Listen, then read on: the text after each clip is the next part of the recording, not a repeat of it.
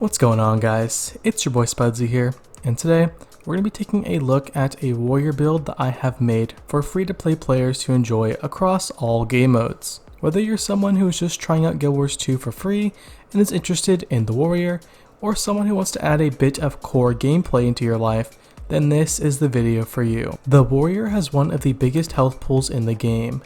This, paired with the fact that they are also a heavy armor profession, means that naturally they are very durable and more than capable of taking quite a few hits. The burst skills that warriors have available to them are what's utilized in order to make this build work. The power damage that comes from one of these massive blows is exponential in power, meaning the more you hit foes and build up that adrenaline bar, the more damage you will do. This makes for a style of gameplay that revolves around taking damage in order to deal damage. It really fits the warrior fantasy in the sense that you have to really get in there to build that bar up, and while you may take some hits doing so, you're able to inflict a massive attack right back. Luckily for warriors, building this bar up can actually be pretty easy on this build. Warriors have a ton of CC baked into their kits and even on certain weapons.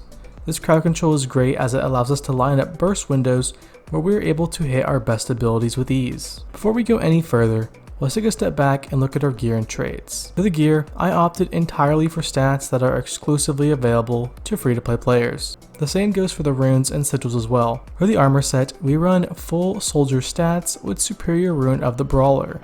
The stat combination will increase our toughness and vitality while also giving us that power damage that we so desire. The brawler's rune will help to fill in extra power while still being able to squeeze out that last bit of toughness as well. For the trinkets, I decided to go with Valkyrie stats. These stats offer us even more power damage and vitality, but instead of extra toughness, grant us ferocity. Now you're probably sitting there wondering, "Oh, Spudsy, why are you telling me to take gear that has ferocity on it when my crit chance is literally 10%, man? What gives?" well, little Timmy, Listen, just keep watching the video. It'll all make sense in just a few seconds. The reasoning becomes clear once we swap over to our weapons. Both weapon sets are Valkyrie statted. The greatsword runs a superior sigil of vision and hydromancy, while the axe and shield runs a superior sigil of vision with energy. With these gear and rune combinations, you're able to have almost 30,000 health with over 1500 toughness. Your power is sitting at a solid 2600 with a small amount of ferocity to ensure that your crits have a bit of extra damage behind them. This is important because whenever we swap weapon sets in combat, our superior sigil of vision will proc, allowing all of our attacks to critically strike for the next 3 seconds, whereas normally they wouldn't. This is big for our burst skills, seeing as how we have 2700 power going into some of these hits. The traits I feel complement this build very well. They are all very important, and once you have read through them, it should make the build seem very clear from there. A few that I will mention will actually tie into our skills, so we can go over those as well. Might makes right in the strength trait line will allow us to gain health and endurance whenever might is applied onto us. Vigorous shouts in the tactics trait line will make it so that shout skills have a lower cooldown and heal us for a good amount. This trait is very nice at sustaining and keeping warriors alive. Because of this, we run the shouts, shake it off for stun break with condition cleanse, as well as for great justice because it has 2 charges and generates might, which also heals us. Warrior Sprint is a utility-based trait that makes it so that we can run faster with a melee weapon equipped, as well as granting our movement abilities the effect of breaking Immobilize. Bull's Charge is classified as a physical skill that acts as a movement ability on top of being a very solid stun. This ties in perfectly with the trait Peak Performance, which reduces the recharge time of these physical skills, as well as allowing us to gain a damage buff every time we use one of them. Our healing skill falls into the same category as well.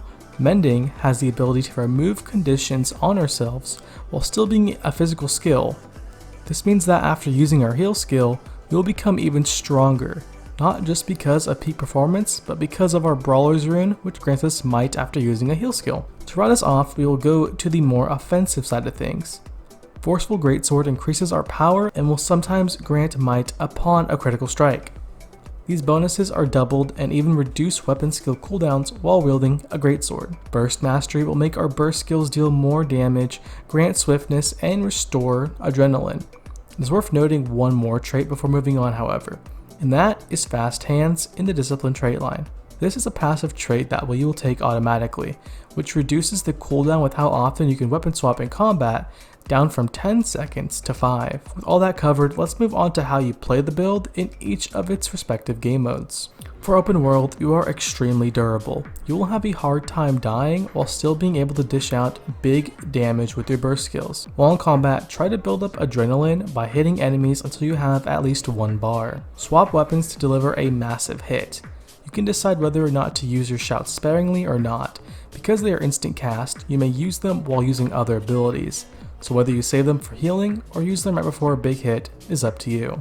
Your sustain and access to block through shield 5 should be enough to last you as you build up adrenaline again and go in for another burst swap.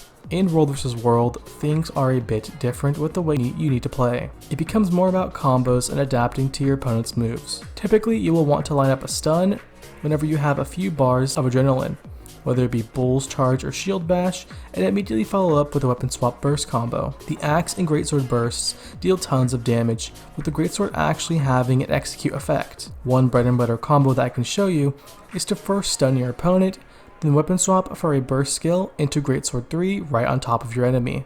This will ensure that every hit lands and deals the most damage while putting you right back into position.